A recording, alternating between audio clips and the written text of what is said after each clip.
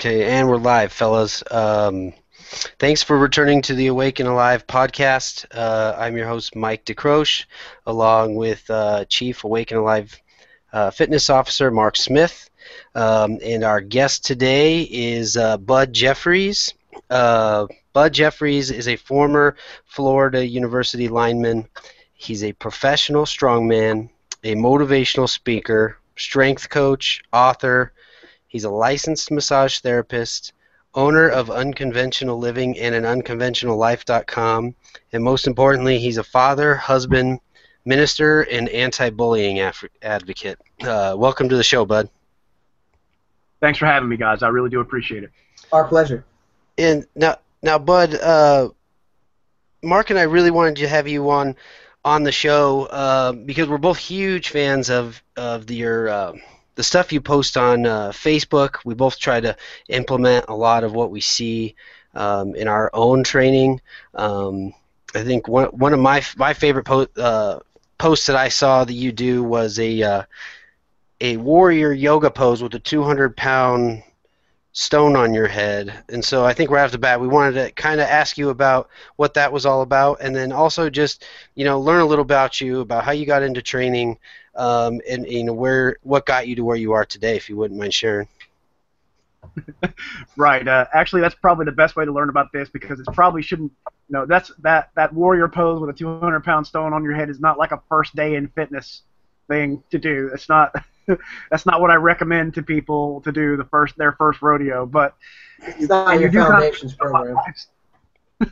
You do kind of have to know my life story to know why I'm doing that, or what I'm doing, and to see the progression of that. And it's actually a little bit strange because we live in such a technologically abrupt world. Everything is 15 seconds of this and 20 seconds of that people only get this very small flavor of what you do, and there's a lot more to everybody than 15 seconds. So let me just give you the basic rundown there, okay? So I like literally from the moment of birth have been taught to strive for things, and that life is a miracle, and that you should do absolutely your best to live and do amazing things, okay? And so I did that, or I was taught that, because my mom and dad tried to have children for 12 years and were never able to have a baby. And my mom finally got pregnant with me after multiple miscarriages, and she was a nurse, and she took care of somebody who had the measles. Now, if you don't know, measles is a viral disease, and it's quite dangerous to a developing baby, and she didn't know they had measles until after.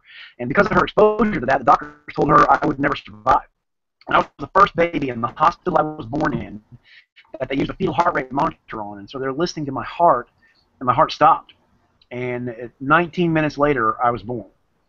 And so, like, that experience and the fact that they tried for so long, and the way that they believe in everything they believe in, God and just the faith and the whole thing with us, it really taught me to strive in those ways. And I believe that physical experiences open your mind to teach you how to really strive for things, or how to really try to be awake and alive, okay, for lack of a better way of saying it, or for a great way of saying it.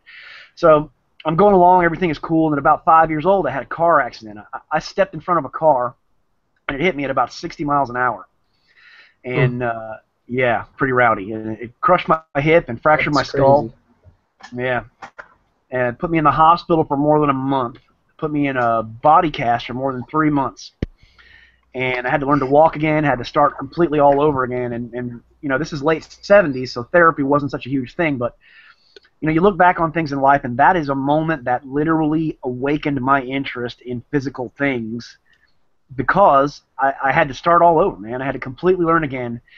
And because of that, my mom put me into some kind of unique stuff. She started me in martial arts, which, especially for the area I was in at the time, is a pretty, kind of advanced level thing. I mean, not very many people were doing it, and that really helped me get back to a physical ability to walk and move and do the things I needed to be able to do. And that whole experience actually opened my eyes to strength and stuff as well, because this is going to sound silly, but it shaped my life in the way I think about other people, and I think. You remember what shag carpet is? Yeah. My grandma had it until I grew up with that stuff, man. Everybody had it in the 70s, you know what I'm saying? That was the thing, Well, okay, it's the late 70s, man. There's 3 channels on TV and cartoons like once a week. Okay, I was 5 years old, stuck in a cast, staring at the ceiling for months. Couldn't do anything. But I'll tell you what I could do. I got so bored and freaked, I dragged myself off the bed, and I pulled myself around the house by grabbing the hair of that shag carpeting. And so at 5, I ended up as, now it's kind of a blessing and a curse. So here's what happened. When I came out of that cast months later, I was the only 5-year-old in the neighborhood with shoulders like a grown man. But it also came out. They'd give me all this, cortisone and different stuff, and I hadn't been. Other than that, I'd literally not been able to move for months. So I came out as this weirdly muscular little fat kid, and got picked on and pushed around about that or whatever. And then later on, I really found strength after the martial arts and sports, and started playing football and all those things. And all of a sudden, I wasn't just a fat kid. I was the giant, exceptionally strong fat kid who you were afraid to pick on because I might snap you in half.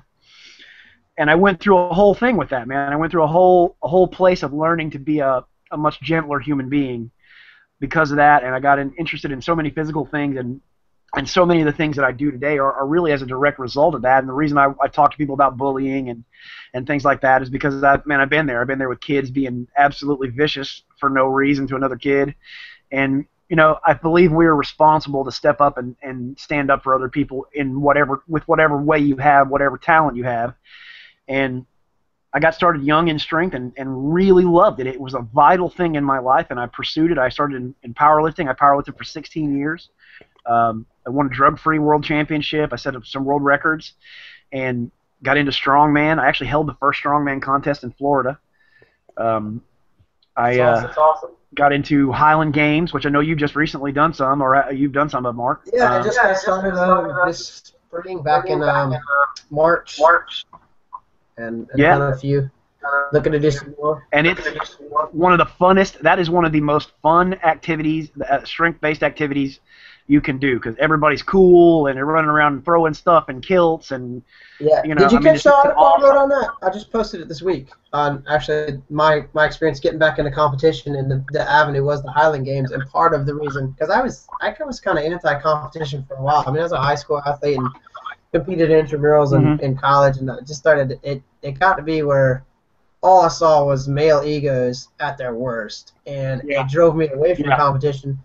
And then, I've got this, rich Scottish heritage in my family, and I always was drawn to the sport. I went out and watched a live event last year, and I was like, man, this is so much fun. And then when I competed, one of the reasons I wrote the article and decided that I wanted to continue with this sport and work at it is the camaraderie and the unbelievable kindness that everybody. I was getting better per throw, per event, because somebody that was way better than me was pulling me aside after each throw and saying, hey, just do this a little bit more. Just be a little more patient and wait for the weight to turn a little bit more and let your hip open up so that you're not forcing it. And it's like, these people, they didn't have to help me, or they didn't have to, but they did it with everybody. And it was this, like you said, I think it was, to me, it's the coolest thing I've ever been a part of, and it's because it's just such a special environment. Yeah. And for something that, the top guys are really good, and they're highly competitive, but it does have that real camaraderie feel to it. I totally agree with that, man. That is what attracted me to it after I got, I saw it and got into it and competed and stuff. And they were just the coolest. Everybody was just cool about it, way cooler than the other sports I'd participated in.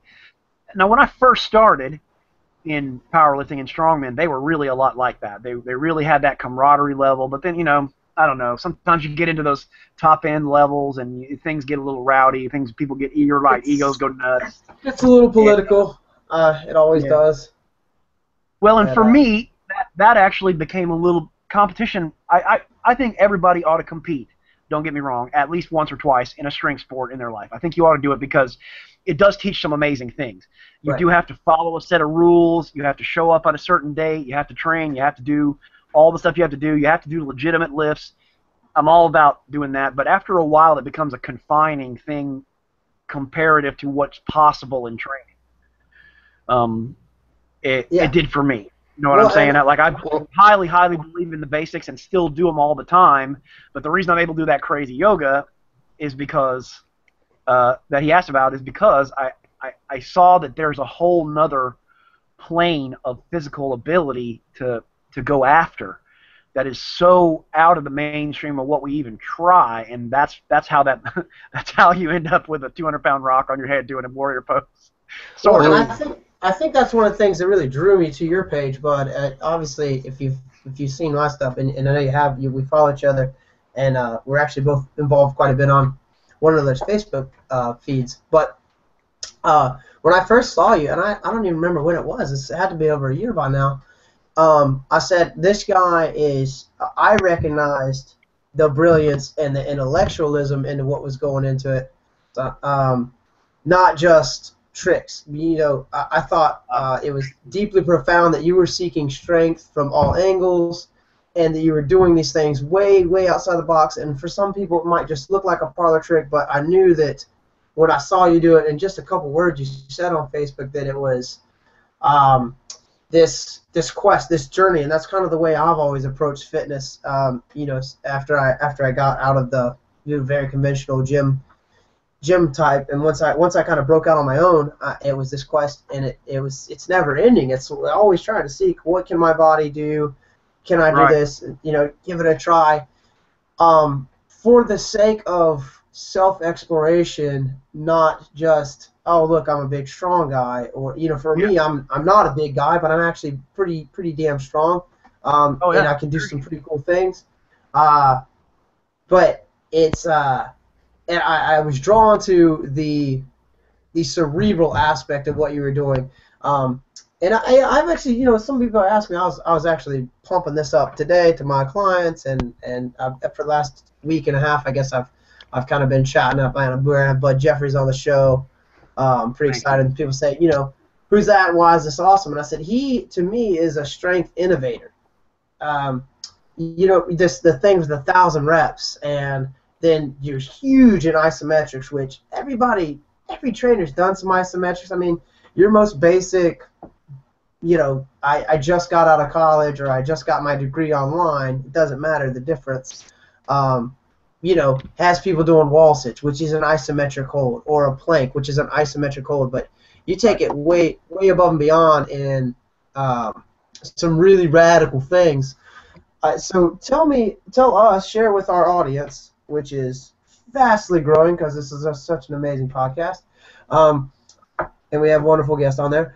Share with us a little bit of how the innovative process has come about, and you've actually been able to establish programming out of the innovation. Does that make sense? Like, your 1,000 rep thing is replicable now. Your isometric program is replicable now.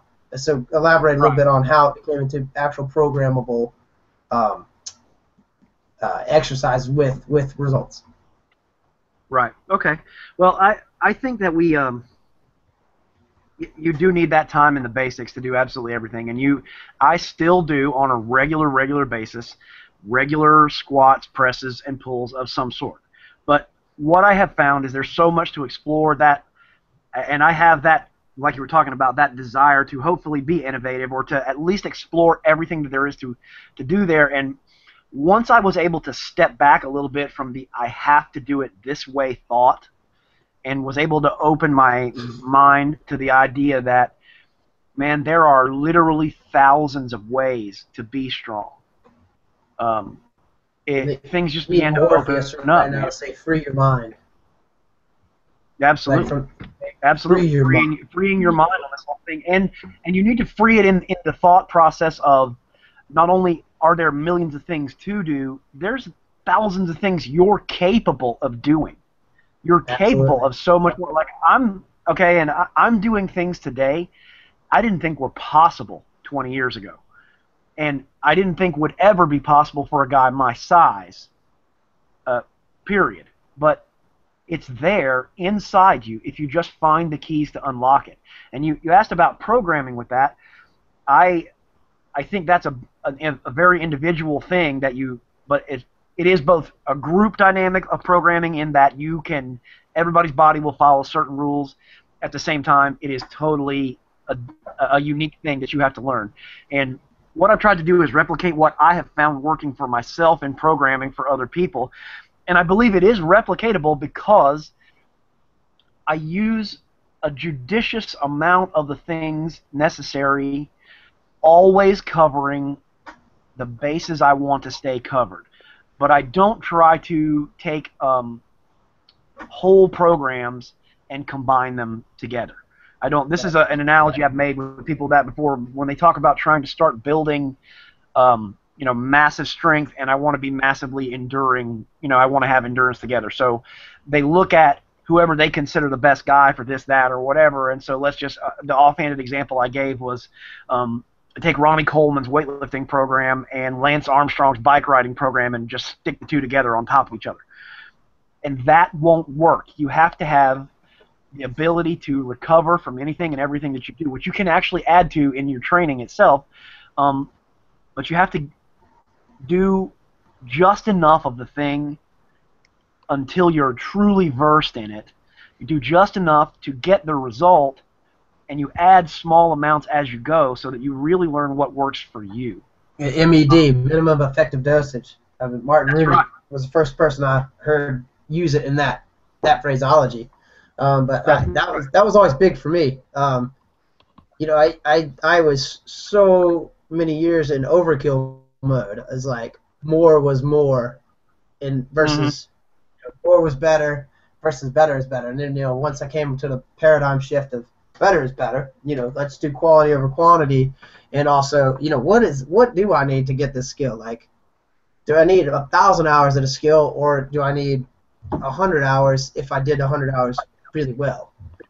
And I think that's exactly the thing there. Maintaining from that point on. I don't want to lose a skill once I get it. I want to maintain it and make sure that it's always in my back pocket and in my toolbox. And I always tell people I use the term kinesthetic vocabulary a lot. I want to always be growing my vocabulary so that I can have longer, deeper conversations, if that analogy makes sense. A 2-year-old can't say as much as a college grad.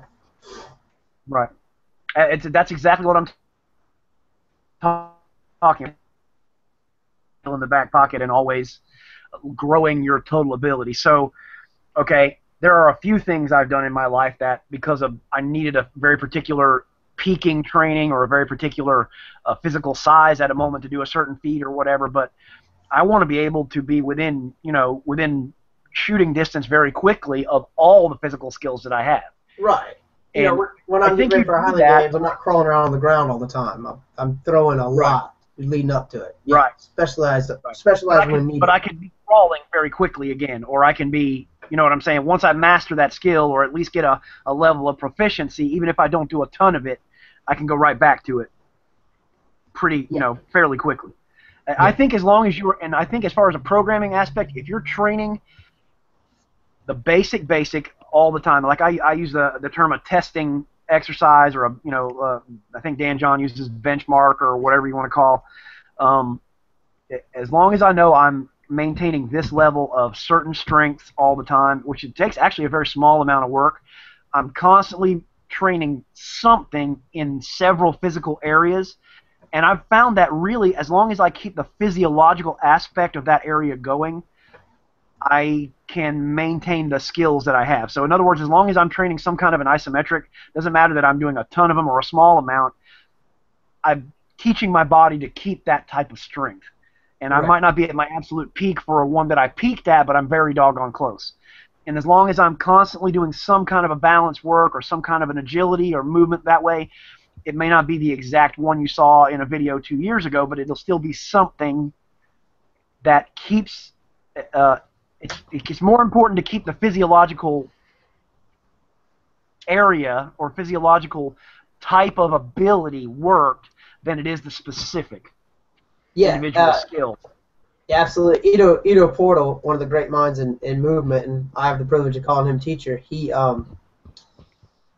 has basically just a very simple maintenance program for upper body strength, and he can revisit a skill that he hasn't done in months, and it's there, but it's that same concept. And when I went to his seminar a couple of years ago, he was speaking basically, it's like, I really just want you to be able to maintain, once you get a skill, move past it, and then maintain the ability to always do it.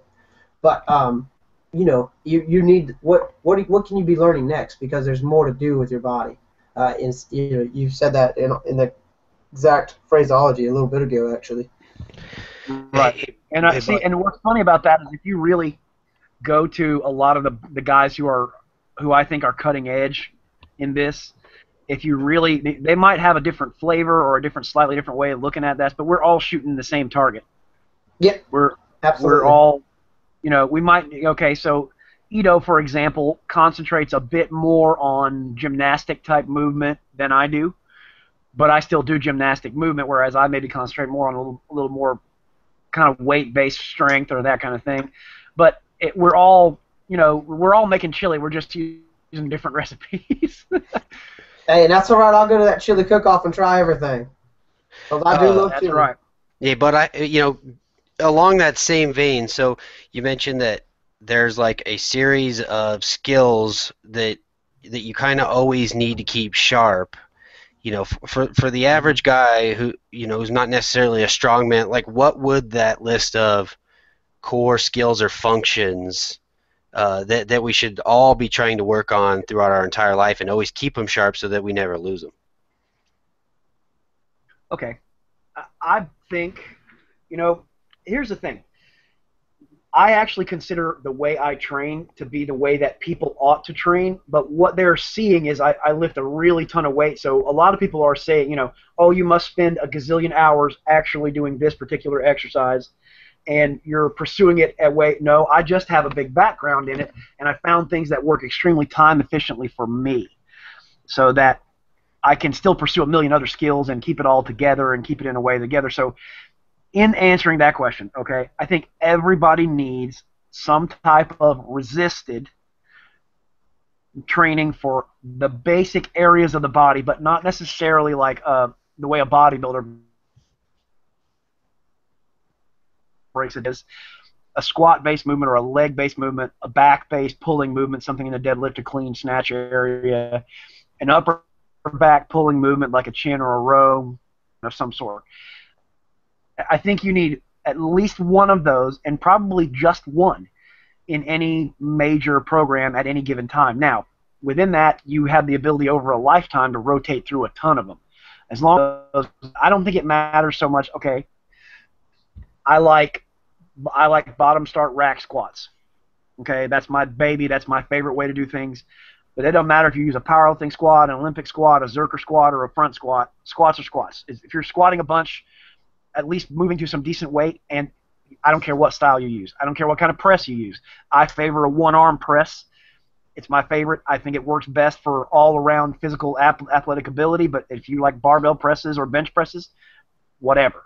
Okay? Same with the other pulls. Pick whichever one you like, but you don't have to do a million hours of that thing, okay? You just need, like, I literally probably only do 2 sets in a 7 to 10 day period of any of those things at over 85 to 90% of my max. That's it. Okay. Now there might be a bunch more warm-up sets or something along that, but that's the total extent of the heavy end work that I do there.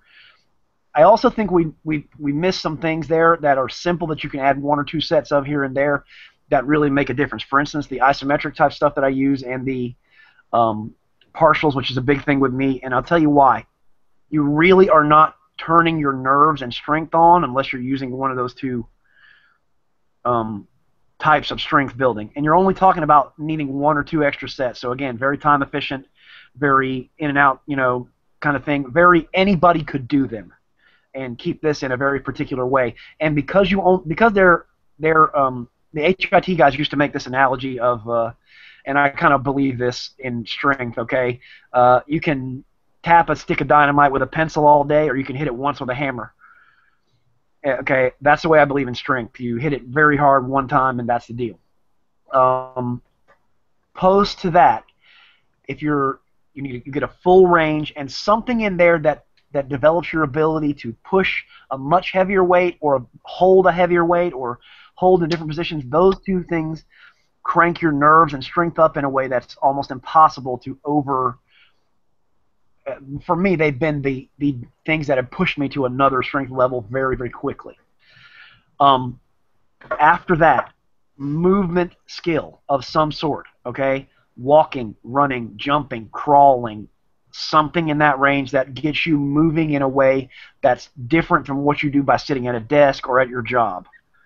Okay, because you can lift all the time, but if you don't move well, you just walk around like Frankenstein. You have very little usable ability, whereas you can truly move well. If you pick one set of strength skills, one movement skill to at least stay with on a regular basis, and in that I would also include some body weight type movements. I like, push-ups and that kind of thing for anything that gets you moving and gets that kinesthetic awareness movement, that using your actual body, learning to master that. Close to that, I would add an endurance skill, okay, or an endurance exercise of some sort. I don't think it matters so much what it is, but I do think it matters durations and efforts and intensities. I think that matters. I don't really think it matters so much if you're using say a Concept 2 rower or a kettlebell, or you're carrying a sandbag, or battling ropes or sledgehammers or any of the things that I might do. I think what matters more is you need the ability to go extremely hard for short durations, and then also as hard as you can possibly go for long durations, and in between there you need some easier days that just allow you to move and keep your cardiovascular health up. I don't necessarily even think that the specifics of intervals are particularly important. What's important is that you have the ability to literally push yourself as hard as possible, as well as no matter what. I mean, you can get in great shape. Okay, you can, I pursued strength at the top end of my game for as long as I wanted to, and I took myself up to 385 pounds body weight. I did that very specifically so I could squat 1,000 pounds. But after that, I cut over 100 pounds and did that by really radically increasing my endurance and doing it with kettlebells. And then I branched out from there to use muscular effort together that you can do. I think if you do, you guys still there? Are we still on? Yes, sir. Yeah, we're still on. Oh, yeah. Okay. Sorry, I wasn't sure myself. Oh man, I can't get enough of it, dude. Yeah, keep We going. have so much overlap in the way we approach things. It's really kind of cool to see it. Oh, I'm totally not surprised, Mark. You know what? You're a very smart guy, and I've watched your training, and it's very intelligent and very, like I said, man, we're shooting in the same targets. We're just slightly different, ways of doing things. I think you need something, whatever kind that you do that does some endurance, because I think if you have a body that is as strong as possible, moves well, and is enduring as possible, and you add those couple of things, and especially also that. I think actually the partials and the isometric stuff has really radically allowed me to be injury-free, which people are going to say is totally crazy. Like, how can it be that you are holding these psychotically heavy weights and it's not injuring you? Well, what you don't see is there's a build-up to those things, but in that build-up, what I've literally tried to do is toughen every structure of my body to the point that I can do whatever I want with it. I can tolerate nearly anything without taking an injury, because I've done things to build the structure and then to move on from there. It's not, I think we're at a place in fitness right now where we're scared of our own shadows of absolutely everything. And life doesn't accommodate that. You don't, you can be what, I don't want to be the guy who gets hurt carrying groceries from the car, but, can bench press 400 pounds at the gym. I'm anti-fragile. This is the direction I want to go. You know what I'm saying? Durable in a way that is impossible. And people ask me that because they see me do crazy stuff like that yoga thing or whatever, and they're, oh, you're going to get hurt. No, I'm preparing myself to do anything, and I'm doing that by systematic training over a period of time to toughen every structure of the body, to make every ligament, every bone, every tendon, every muscle as hard as possible. I'm doing it in amounts that build up without creating so much wear and tear that you fall apart. And I've done that because I looked around years and years ago and was influenced by guys who were very time efficient. And I looked at this. I looked at the guys who did 10 sets of as hard as they could go, or the guys who did 2 sets, and when you look at their performance on the platform, at the top end guys, it really wasn't that much different. You got as strong using a couple of sets as you did a million sets, but what you did have was longer careers by not creating excessive damage. And isn't that one of the advantage of isometric training is that it helps build the structure of the joints, and it may even have like a little lesser impact on the joints than, say, some of the traditional sets and reps. I believe it does. I believe that. I believe it does that. I believe it's one of the premier things to rehab joints and exercises. I used it. We talked about yoga before. I used yoga, yoga is a lot of isometrics, really, when you boil it down. I used that to rehab a knee. That John Hines got me into that from Monkey Bar Gym. It does Aishin's yoga, which you should look up, is absolutely killer and simple. I think that I've used it to rehab, knee stuff. I use it to rehab shoulder stuff. It's really an incredible thing that you can do. And the thing about that is it's extremely malleable. You can make it whatever you want. You can do it in a million different directions. You can do it, in my opinion, that is the only truly sport-specific strength you can train. You can't mimic a sport in a gym with a barbell, really. But you can mimic a sport position isometrically and get actual specific strength, either for combat or whatever involved there. Let me jump back and finish answering the one question. So if you've got a top-end strength skill, okay, of squat, press, pull, you've got endurance and movement covered, you've got flexibility and mobility covered by either how you move or by the yoga and the things like that. If you cover those basics, you can then jump out to master any other skill. And if I was a normal guy, people say, well, I'm a normal guy, I'm not going to train like you. Listen, I don't train as much as you think. I don't spend 16 hours a day doing this. I got a life. I got other things to do, man. I got businesses to run and stuff to do. I love to train, but I don't train 6 hours a day. You can do anything you want to do badly enough for real. And I put, I don't know how many people in a personal way over years through programs like this, and every one of them, when they did just enough of what they needed to do, got stronger so much faster than they thought they could, that they're amazed by it. Because if you just treat the body well, and I believe you're treating it well by actually pushing it hard and resting as well. Both those things have to go hand in hand. You can't say, we're so stuck in that whole scared of our shadow thing that I mentioned before. We're afraid to push a set hard. We're afraid to, if we do a rep and it looks a little bit raggedy, we're scared of it. Let me tell you something. The best guys in the world they might do a rep and you might think it looks perfect. I can guarantee you he didn't think it felt perfect.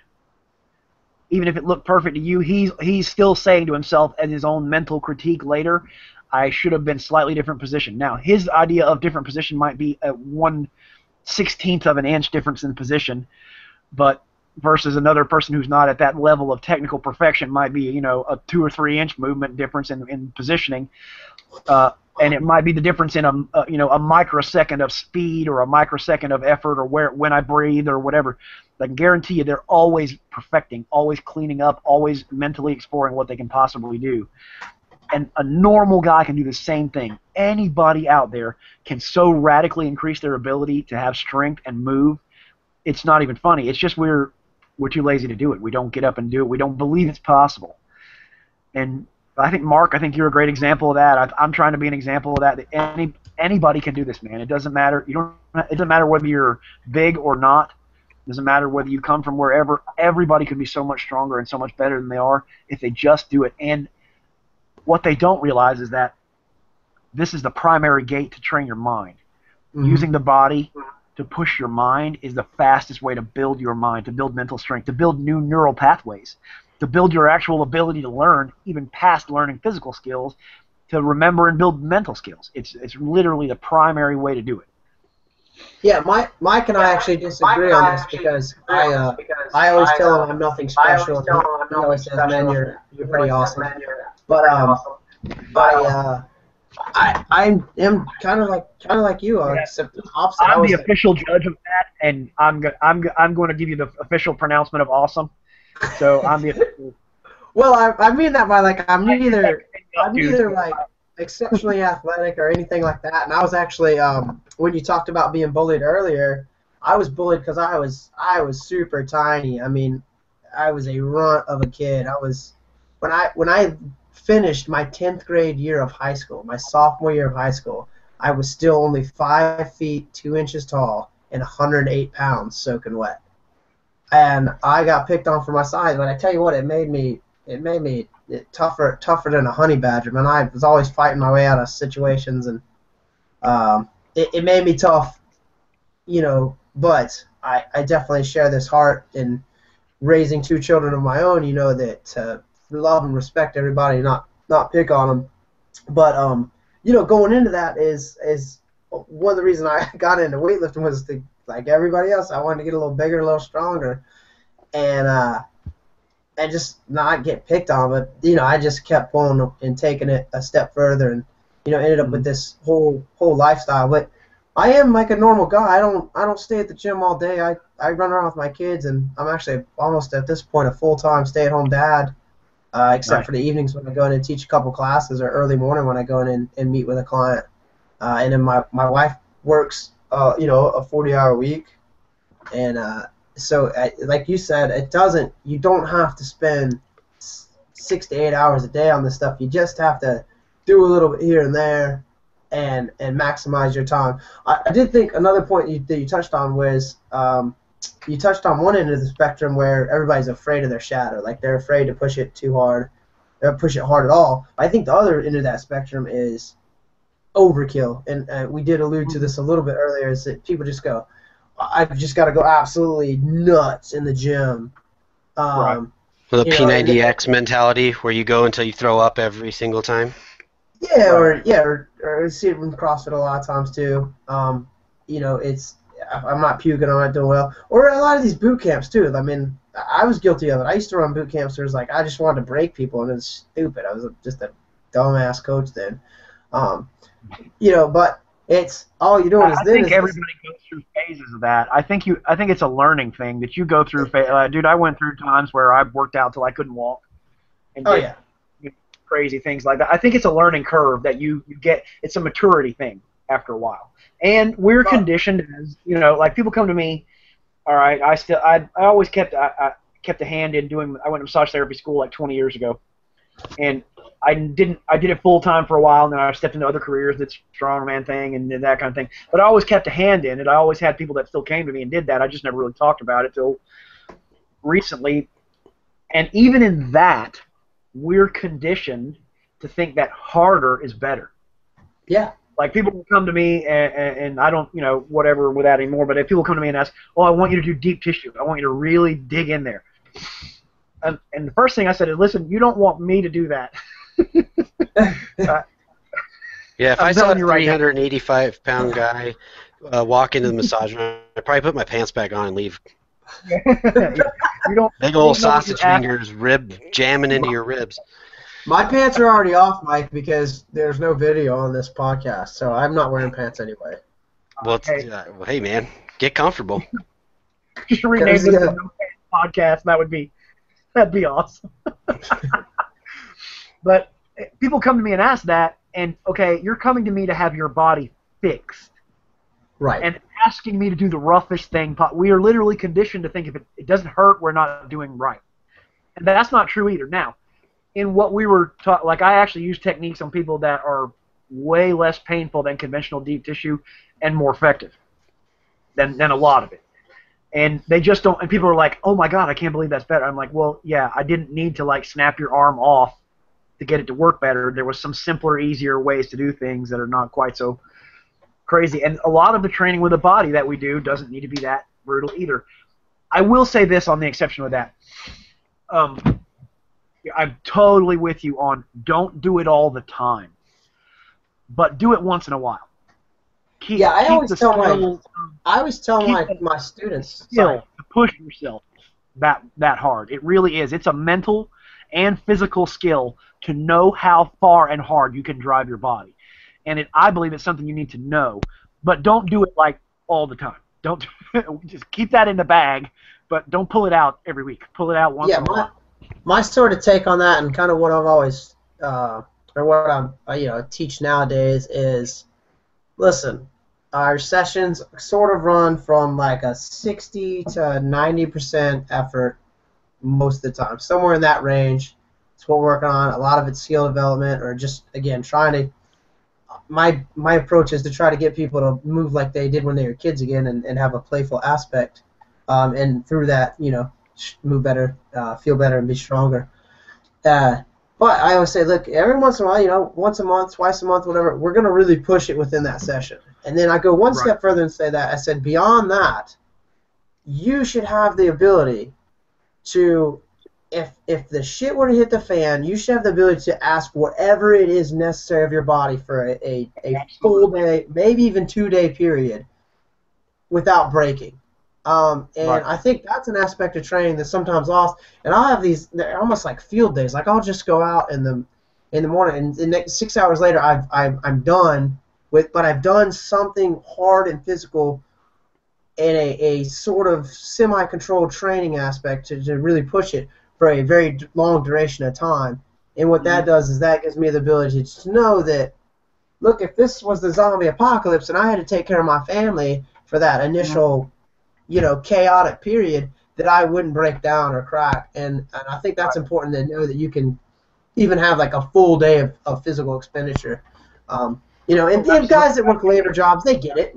Guys that work, a construction job, or, hauling stuff, landscaping, whatever, they know what that feels like to really push on a harder project for a day. Yeah, but okay, they do it and they do. They do it and they don't. Let me say why I think they're. I totally agree with you that especially guys who work real physical jobs do know what it is to do that. Like a lumberjack. Yeah. I actually was thinking of a friend of mine that we just had lunch with, a buddy of mine who was actually a shooting guy on the shooting team with my son. Guy's 74, still works out, swung a 40-pound chainsaw as a lumberjack for like 35 years, and dude's still awesome. Told me he just shot like a 71 on a 70 par golf game like before he shot up at lunch with us. I mean, the guy's just awesome. First day I met him, I thought he was gonna like beat the crap out of another dude because the guy looked at my son wrong. That's awesome. Like, how awesome are you, dude? Anyway, here's what I mean. Most even working guys learn to do things like the absolute efficient way, and yes, they work hard, but they don't really, like, it's not death work. It's not the same thing as like 20 rep squats. Right. Okay. Up that levels, but there's something even in that momentary, literally pushing to absolute, there is nothing left. You know what I'm saying? Like a workman pushes hard, but he doesn't go that hard. Yeah. Which obviously there's the need to learn that. They have the mentality to be able to do it for a whole day is kind of that aspect. Whereas you're at my average client, they haven't done something hard for a whole day, in a while, and it's mostly because of their jobs or whatever. You know what I mean? But yeah, like, I guess the ability to be in a state of stress, extreme stress, like you said, the 20 rep squats and stuff like that, but then have that extended out through the day. And that's something you do that a couple times a year is what I tell people. Is like a couple times a year, just like go nuts for a weekend or something, like, and recover after that. But know that you can do that, and that goes back to the mental toughness too. I mean, that's between the years. Actually, you asked about earlier that mental process on this whole thing. Like, people ask me this all the time, and I ask that actually is probably part of that whole developmental process for me, because at one point I sort of stepped back and said, okay, I've spent all this time building this body that can lift these particular weights and do all this thing. What can I do with it? Like, what can I actually do? It's like building a muscle car and keeping it in the garage. Can you actually drive it around on the street? Can you see what can you actually do with it? And that's why I think some of the out of the box things that I explore are there, and that I think people ought to explore there is, okay, yeah, we've worked out. Now what can I do? What am I truly capable of? And what's the cool stuff I built? It's like I bought something now, but I don't get to play with it. Well, now I'm going to play with it. I'm going to see what You know, I'm going to see what this thing can actually do. I'm going to see if I can stretch it out to 150 miles an hour, or if I can see how it cruises to get to the beach, or what. You know what I'm saying? I mean, in those, I think there's something about actually using the body that you build, and and for me, a lot of that is just fun in the testing of the strength that we do as well. But it's all other stuff too. I mean, how far can I walk? How far can I run? How far can I, like I even experimented with, especially when I was dropping weight and different things or whatever. It got to, I changed obviously some eating habits and that kind of stuff. And I got to thinking about that whole thing. You know, I've always done what athletes normally do, which is I know I need to eat at this time because I'm going to work out at that time. And what if life doesn't accommodate that? What if you don't get to eat? Should you just skip training that day? Oh well, things weren't perfect. I didn't take the perfect supplement. I didn't sleep great. I didn't do this, that, or whatever. And over a period of years, when I've had the opportunity, I've tested that on how do I train while I'm fasting. And if I fast for 3 days, how does my workout go? Or if I didn't sleep, or what, I used to have night jobs sometimes where I might work for 12 or 16 hours and might be up for 24 or 36 hours without sleeping, and took the opportunity once in a while to actually see, well, what happens? Can I actually still be strong? Am I still, you know, is there the ability to keep going after a hard day? If I worked all day, now can I actually be, you know, it might not be the perfect conditions, but I can. I think there's a mentally freeing place there that begins to give you sort of this grown-up perspective of, wow, I'm not made of glass. I can do this. All these things don't matter. What really matters is how I control my mind. Oh, absolutely.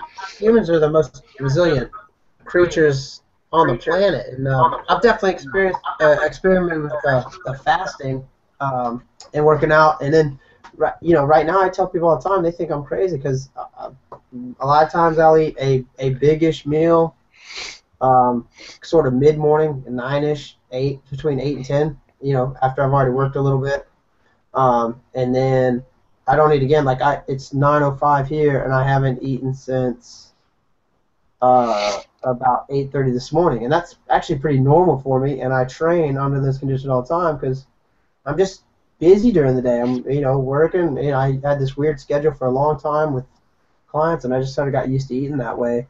And you go back to the fear. A lot of people think that they're so conditioned that they need breakfast, lunch, and dinner. They think if they miss a meal that something bad will happen to them. And during Lent, every Friday I did a 24-hour fast, and people couldn't believe that I wasn't eating. Like somebody told me they thought I was going to catch a cold, and when I explained to them that no, I might actually be healthier and less likely to get a cold from skipping a few meals, it's just, you know, it's kind of like we always talk about, Mark. You look like you're from Mars when you experiment with some of this stuff and try to explain it.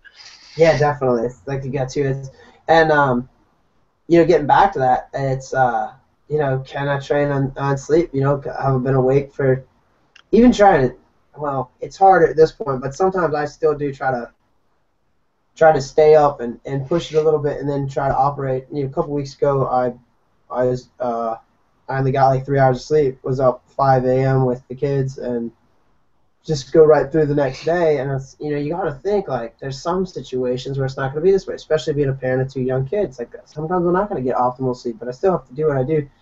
And hearing you say this, Bud, and kind of getting back towards, you know, we're sort of getting towards the end of the show here. We still got a few more minutes, but I definitely wanted to touch back on this overall message that I'm getting from you, Bud, and your mentality and your approach when we look at the highlighted basics. You know, have a squatting motion of some sort, a pulling motion of some sort, a pressing motion of some sort, an endurance aspect, a mobility or movement-based thing, an endurance thing. I think I might have said that one already. The isometrics and the partials and added stuff in, and then training without eating, training without.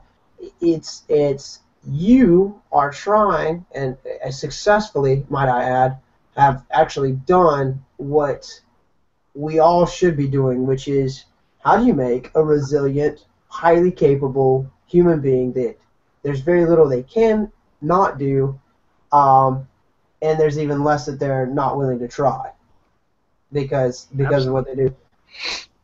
And if that's what you're going for, congratulations. But I think it is. and that's awesome that you've been able to achieve that. And I think that that is really what the human model should look like.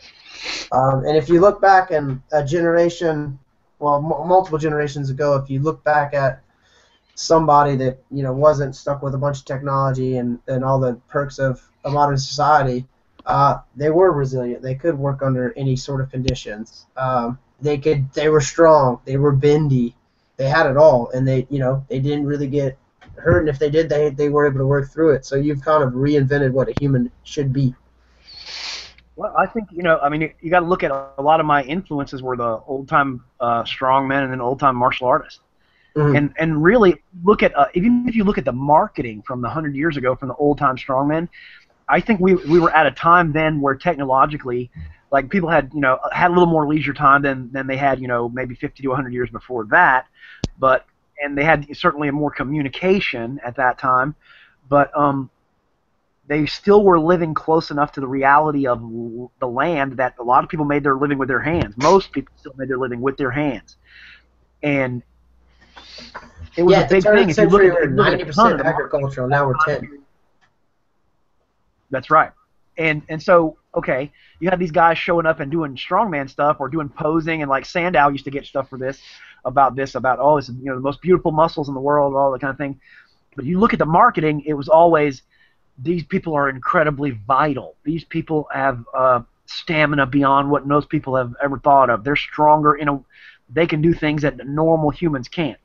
It was always based on functional things. Yeah, absolutely. It was based on, it was based on, like, literally there's writing about Arthur Saxon about where they talk about, he was interviewed by a guy, and when I talked to him, his constitution is sound and blah, blah, blah. His vitality is amazing. He could drop a night's sleep and have no problem the next day. That's literally written about him as a very specific thing. They literally cared about what they could do and their health, and in a truly functional way. And then, people like Sandow came in, and there was, obviously they made money on the looks of things, and that kind of started that revolution in fitness. But, and people have always, had that eye toward how the body looks, and I have no problem with that. I just have a problem with our over-consciousness of it, with a lack of ability-based thought of what, I don't care how pretty you are, if you can't do anything, it doesn't make any difference to me.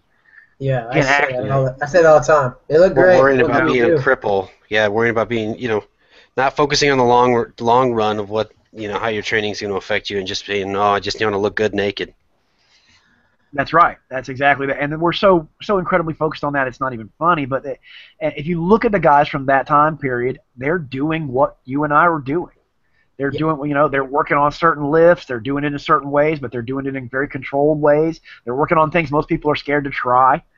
They're doing other physical movements and they had a very combined physical ability. And martial artists have had it since the beginning of organized training. They've been, like you said, enduring and strong and bendy and fast and flexible and all the things. I mean, all those things together, it's totally possible. And I feel like, man, there's a vitality that so many people are missing. Like, people have no idea how I feel most of the time. If that makes sense, you know what I'm saying? Like, I can definitely relate to that. You know what I'm saying? I mean, I made jokes about that or whatever, but I joked about that yesterday with a post I put up on Facebook about how, I'm training to be strong enough to tie two wildcats together and use them as nunchuckers to fight a grizzly bear while I climb up the side of the mountain and fight him with one hand and pull a bulldozer with the other. But I literally feel like that a lot of the time. And I walk around with people that are doing normal jobs and look at them, and they just don't feel that way. They don't have any hunger for life because they haven't created any vitality. Right. They haven't created a body. Okay. Most people are going to say, you don't need to lift those weights. You don't need to be as strong as you are. And no, I don't have to have it to survive. But by God, how I feel makes it a necessity in my life. The fact that I can do it makes it a bigger necessity than people have ever thought of, because it changes the way I approach life and how I feel, and my absolute hunger for life is stimulated by those things. And that's a good segue, Bud. That we noticed that your site is called An Unconventional Life, and there seems to be a bigger, broader message to your training beyond, this is just how you get really freaking strong. So we wanted to see, like, what you felt is behind that, and what is your overall message, and how does what is an unconventional life to you? You know what? It's a life filled with accomplishing the things you want to do that most people are afraid of. It's life doing the things that give you absolute an electrical charge every morning when you fall out of bed. It's the things that make you so vital in the way that you live, and that other people can't help but be livened up by being around you. That it rubs off on other people. That your relationships are amazing. That you work and make money, and you have fun in life, and you have adventure. That you actually do things with the body and mind that you're capable of, instead of just sitting in a cubicle or whatever it is that you do. And that's not against that. Everybody ought to work in anything that they want to do, or whatever you got to do to survive and make money. Everybody ought to do something and work and do whatever. And I hope that you find the thing that you love to do it. But maybe everybody doesn't love that thing. That's fine. Whatever. But you need to be so in love with some part of your life that it's like dripping honey out of your mouth. That you need to be so focused on what's possible for you that you can't live any other way. And who cares if it's the way everybody else lived? You know what? I talked about things opening parts of your mind. I think the things that happened to me when I was young, and the things that shaped that part of my brain, never allowed me to live the way other people live. And people have said so many things about me being unconventional that we actually adopted that as the website.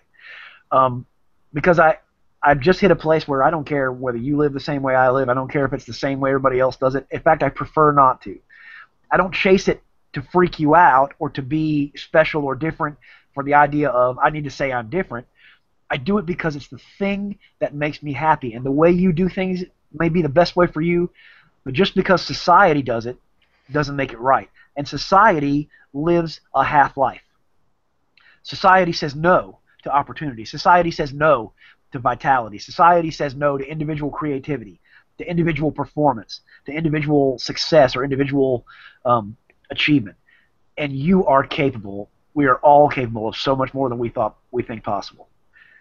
And to me, that's what an unconventional life is about. Have that in every area of your life. Well, I can tell you're definitely a motivational speaker, because right now I'm so fired up. I'm going to list my house tomorrow to sell, and I'm buying a farm, because that has always been my dream, to just live off the land and have a couple of animals and just play in the woods all day. My wife and I talk about it all the time, so she's going to see a for sale sign out in the yard in the morning, and she'll probably ask me about it, and I'll say, Bud told me. I'm going to get calls. I said, call Bud Jeffries. They got me fired up to live the dream.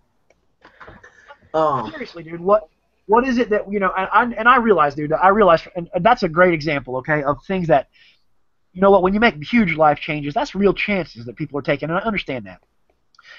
And I understand how scary and difficult that is, and I do think those things need to be planned and done that way. But good God, man, most of us aren't even trying. We got a dream every day, bud. Every day is working towards that. That's the goal. Most of us got a dream we're not even thinking about. We just think it's a pipe dream. We just think it's something we always, I always wanted to do that, but I never. Dude, how horrid would it be to get to the end of 60, 70, 80, 100 years and say, you know what, I always wanted to try that, and I never had the guts. You're talking about the masses right there. You're talking about the 98% of people every day just dredging through life. Numb is the word I would use. Well, it's safe. I mean, like we were talking about earlier, it's safe, and there's security in a steady paycheck, and there's security and predictability, and no one wants to take any risk. It's just, it's just the easy way, and we've been programmed, to think, I've heard it growing up.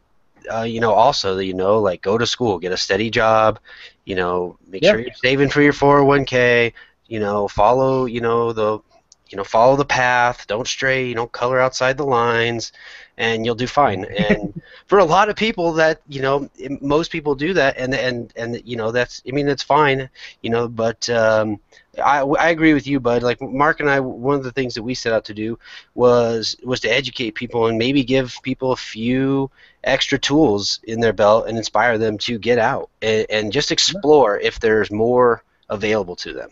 And your message and what you're doing is incredible. We thank you for sharing it with us.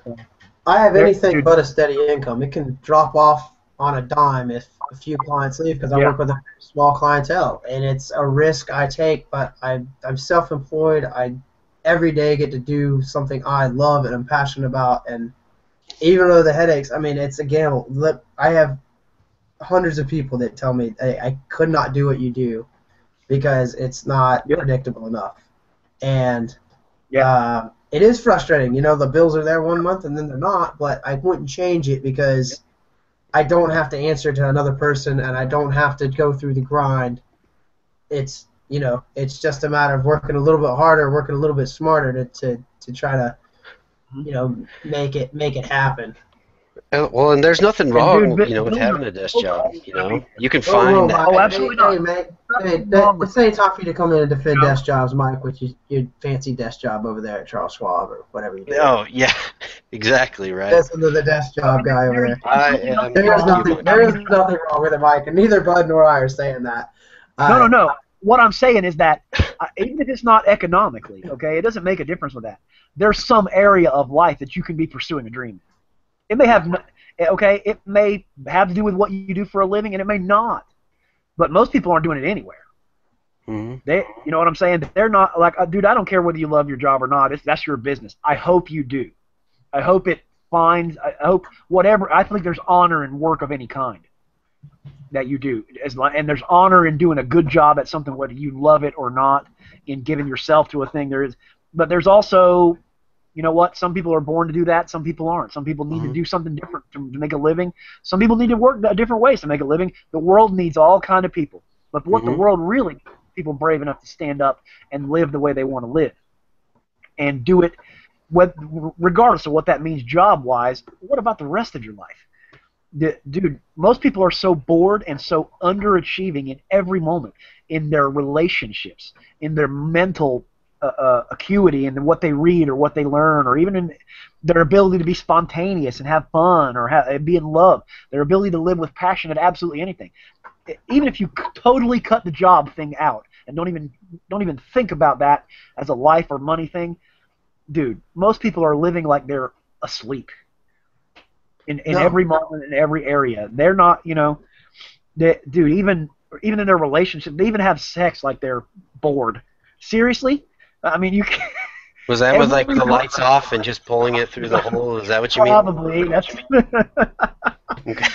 I don't know. I can't identify with that. That's what I'm saying. Yeah. I mean, there's literally every area of your life can be tailored to making it what you want it to be. If you just do the thing, if you just are brave enough to take the chances, to be spontaneous, to laugh, to love, and to do it in a way that is jacked up at 100 miles an hour, because when you get to the end of life, you sure ain't going to be saying, boy, I sure wish I laughed less. I sure wish I had less fun with my wife. I sure wish I hung out with my kids less. I sure wish I didn't take my kids on those adventures we talked about doing. Seriously? Life is long and short. And it's long if you're bored, and short maybe for anybody, but short if you're not. Well, there's also the flip side of that, people who get lost in their career and their job becomes so important that they put off, living. They think they're living through achieving, and then they get to the end of that road, and they don't, when they retire, their job was their identity. Achieving and being better than other people and having money was everything to them, and then they don't know who they are. So there's something to, balancing that out and getting outside of that. Absolutely, absolutely. Don't spend we talked about training a ton here, and I talked about being efficient with that. Listen, I train super hard, but I don't train every minute of the day. I want to be able to do other things. I work super hard, but I don't work every minute of the day either. there are other things to do in life. There are other things to people talk about the whole idea of a Renaissance man or something. Listen, I live that way. I believe you ought to be great at all kind of stuff, and you ought to explore and try all kind of stuff. So I think that's a guiding, founding principle in my life. I want to be the best I can be in the things that matter to me and in all kind of stuff. That's why not? Why not be that? Why suck at something when you could be great? And you can do it if you just believe.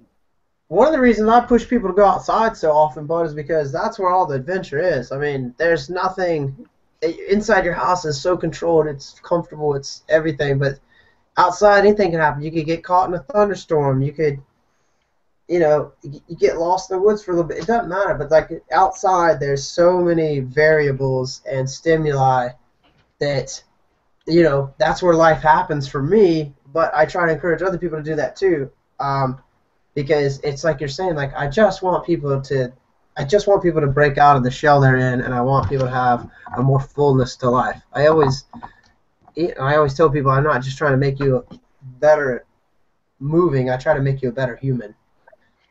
That's right. You inspired me, Mark. So much potential. Thanks, Mark. That most people aren't tapping, and you guys are, dude. I really appreciate this. You guys are doing great with that whole thing.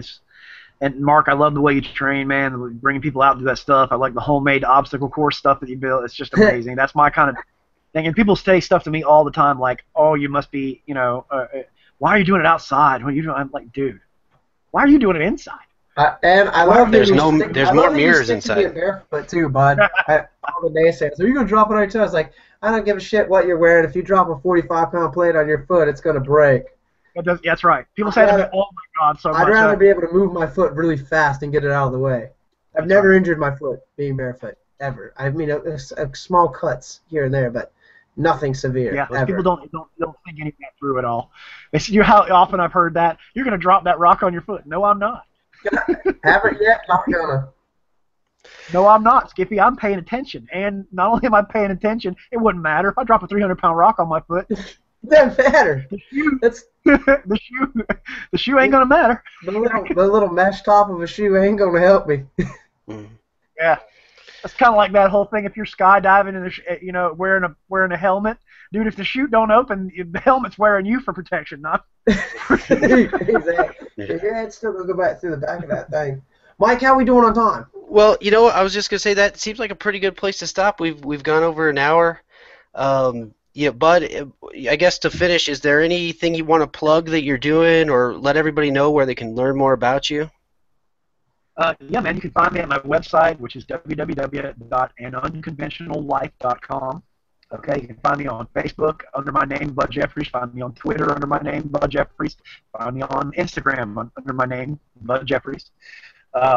You'll see the stuff I'm doing all the time because I usually post at least one picture or video every day. Not every day, but 99% of the days. Usually some kind of crazy training and whatever happens to be the thought process in mind. We just came out about a month ago now with a brand new isometrics DVD, one on using isometrics in a superset fashion with other stuff for all kind of training purposes. I got a new DVD series that'll be out in the next little while with Peter Ragnar. Which is actually a little bit of a departure from me, which is really sort of my first foray into more life-based type stuff than training-based. More about how to live or how to create the life you want, how to change things. It's going to be called Limitless, and it's about literally how to take every area of your life and get them functioning in a direction to make your ability to do things that you always wanted to do. That's coming out very soon. I'll have another book and several more DVDs before the end of the summer done. Hopefully the first book we'll have done this summer will be Crushing Age, How to Be Better Now Than You Were at 18. And I'm 42 and I'll turn 43 at the end of this summer, and I'm better today than I was at 18 or 20. You handsome devil. Oh, well, thank you. Yeah, seriously, I could literally do almost everything I could do better today. And again, that goes with the unconventional life idea of age means nothing, man. Right. Age is literally how you choose to live versus the actual number. The number means literally nothing, and you can do amazing things at any age, young, old, doesn't matter. And there's a million examples of it. So yeah, I got those things, and dude, if you want to learn about anything crazy strength related, you probably could come see me. We were actually figuring it all up, and I've actually got 67 different DVDs on strength. That's amazing. I didn't know you had that many. That's incredible. We've done a ton of, on all kind of stuff, on training for martial arts, on training for conventional lifts, on training for unconventional lifts, on different body weight stuff. We actually went back and counted it. I've got about 200 variations of push-ups on DVD. I remember when you did that one. And yeah, that's there's so much you can do, so many things, and yeah, so you can find me there, and hopefully, we'll be seeing each other soon, and hopefully I'll hear from all you guys that are listening out there, as well as hang out with you guys again.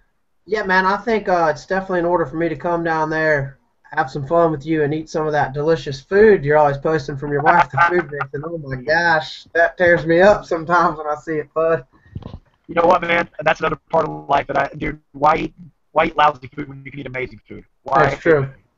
That's true, man. And I'm super blessed with a superhuman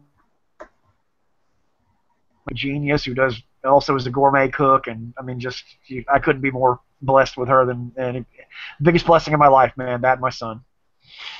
I think behind every great man is a great family. Absolutely. Well, hey, Bud, thanks again for coming on. I think we barely scratched the surface, so we'll have to schedule to have you back on sometime here pretty quick. Absolutely, man. Let me know. I enjoyed talking to you guys, and I'll be willing to do it anytime. So thank you very much, man. I really appreciate you guys having me. Yeah, thanks for being on the show, bud. Have a great night.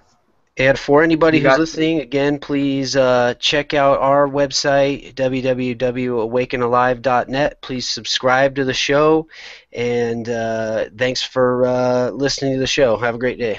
See you guys.